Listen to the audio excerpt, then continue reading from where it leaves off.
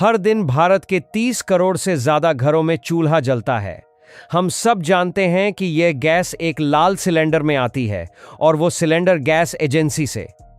लेकिन क्या आपने कभी सोचा है कि उस एजेंसी तक गैस कैसे पहुंचती है और उस सिलेंडर में भरी गैस का असली सोर्स क्या है? यह कहानी एक छोटे से गैस सिलेंडर की नहीं है, बल्कि यह उन विशालकाय एनर्जी के किलों की है जो हजारों किलोमीटर दूर से आपकी रसोई के एक छोटे से नॉब तक ऊर्जा पहुंचाते हैं। आज हम जानेंगे कि कौन है भारत का एलएनजी किंग, जो अकेले देश की 40% गैस जरूरत पूरी करता है। हम यह भी पता लगाएंगे कि कैसे समुद्र के नीचे से निकली गैस एक जटिल सफर तय करके आपके घर तक पहुंचती है, और दुनिया की सबसे बड़ी रिफाइनरी का आपके गैस सिलेंडर से क्या कनेक्शन है। यह सिर्फ गैस की नहीं, बल्कि उस ताकत की कहानी है जो भारत को चलाती है। चलिए इस सफर पर चलते हैं और भारत के एनर्जी वर्ल्ड के दिल में उतरते हैं।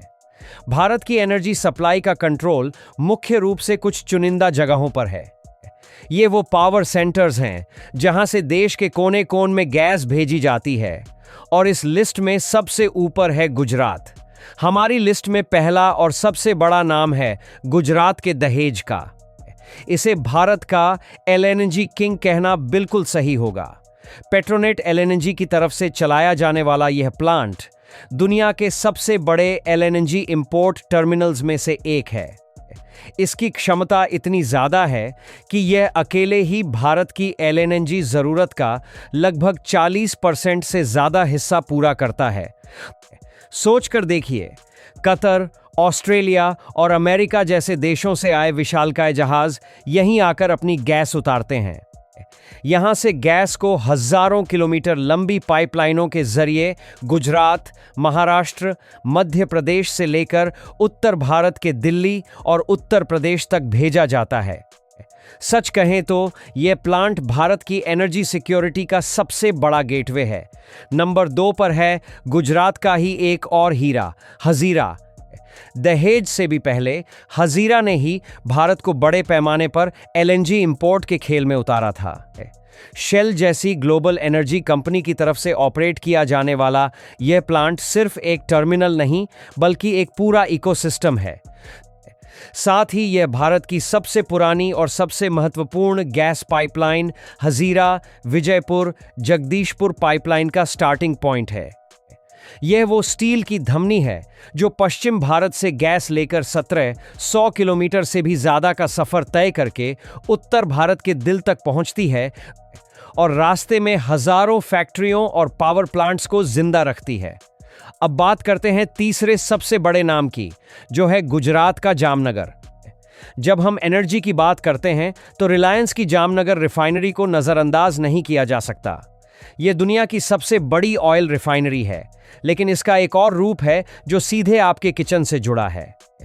जब यहां क्रूड ऑयल को रिफाइन करके पेट्रोल, डीजल तो बनाया जाता है, उसी प्रक्रिया में भारी मात्रा में एलपीजी यानी लिक्विफाइड पेट्रोलियम गैस भी बनती है। यह वही गैस है जो आपके सिलेंडर में होती है।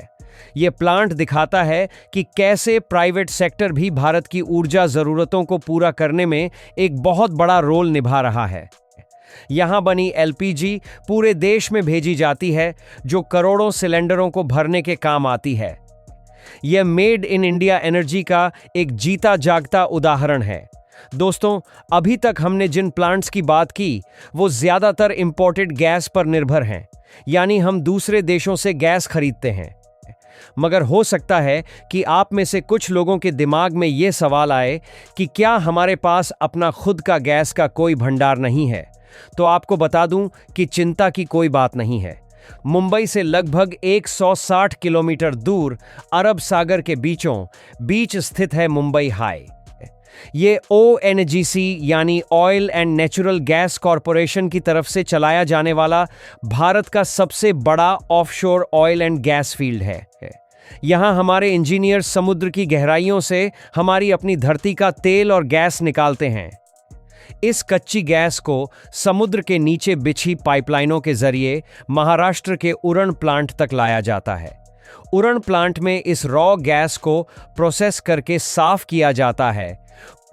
और उससे एलपीजी और दूसरी ज़रूरी गैसें अलग की जाती हैं। यहाँ बनी एलपीजी महाराष्ट्र और आसपास के राज्यों की ज़रूरतें पूरी करती है। ये प्लांट हमारी आत्मनिर्भरता का प्रतीक है। ये हमें याद दिलाता है कि जब पूरी दुनिया में गैस की कीमतें बढ़ती हैं या सप्लाई चेन में कोई दिक्कत आती है, तो हमारे अपने ये घर के खजाने ही देश को संभालते हैं। अब चलते हैं दक्षिण भारत की ओर। केरल के कोच्चि में स्थित पेट्रोनेट एलएनजी का यह टर्मिनल साउथ इंडिया के लिए एक वरदान की तरह है।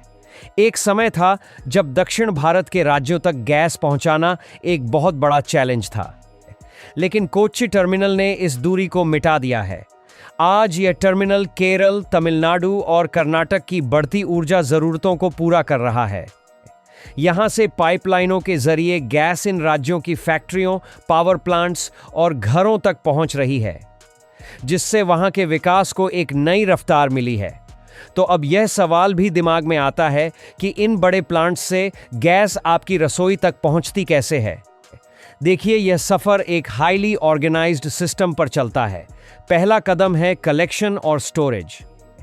गैस या तो जहाज़ों से टर्मिनल्स पर आती है या रिफाइनरी में बनती है और इसे विशाल स्टोरेज टैंक्स में सुरक्षित रखा जाता है। दूसरा कदम है ट्रांसपोर्टेशन। फिर इसे या तो देश भर में फैली पाइपलाइनों यानी नेशनल गैस ग्रिड के जरिए भेजा जाता है या फिर स्पेशल टैंकर ट्रकों और ट्रेनों में भरकर बॉटलिंग प्लांट्स तक पहुंचाया जाता है। तीसरा कदम है बॉटलिंग और डिस्ट्रीब्यूशन। बॉटलिंग प्लांट्स में एलपीजी को हमारे जाने पहचाने सिलेंडरों में भरा जाता है और फिर ये सिलेंडर ट्रकों के जरिए आपकी नज़दीकी गैस एजेंसी तक पहुंचते हैं। और आखिरी कदम है लास्ट माइल डिलीवरी। और आखिर में जब आप गैस बुक करते हैं तो डिलीवरी पर्सन वही सिलेंडर आपके घर तक पहुंचा देता है। यह एक इतना सीमलेस सिस्टम है कि हमें इसके पीछे की लाखों लोगों की मेहनत का अंदाज़ा भी नहीं होता। तो दोस्तों, ये थे वो 5 जायंट्स जो भारत की ऊर्जा की कहानी लिखते हैं। लेकिन भविष्य क्या है? सरकार का जोर अब एक गैस बेस्ड इकोनॉमी बनाने पर है, जहां हम क्लीन एनर्जी का ज़्यादा इस्तेमाल करें। इसके लिए देश में पाइपलाइनों का जाल बिछाया जा रहा है और नए एलएनजी टर्मिनल्स बनाए जा रहे हैं।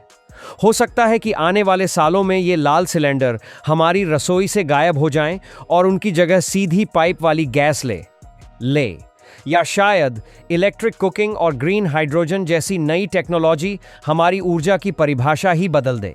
लेकिन एक बात तय है, जब तक हमारी रसोई में आग जल रही है, तब तक ये विशालकाय प्लांट्स और इनमें काम करने वाले हजारों लाखों लोग हमारे गुमनाम हीरो बने रहेंगे। अगली बार जब आप अपना गैस चूल्हा जलाएं, तो एक पल के लिए उस अदृश्य नेटवर्क को ज़रूर याद कीजिएगा जो इस ऊर्जा को आप तक पहुंचाने के लिए दिन रात मेहनत करता है। आपको यह जानकारी कैसी लगी? हमें कमेंट सेक्शन में ज़रूर बताइए। और क्या आप जानना चाहते हैं कि भारत में बिजली कैसे बनती है? हमें बताइए। इस वीडियो को लाइक और अपने दोस्तों और परिवार के साथ शेयर करना न भूलें। और ऐसे ही और भी इंटरेस्टिंग वीडियोस के लिए हमारे चैनल डीप टेक इनसाइट्स को सब्सक्राइब कर लीजिए। धन्यवाद।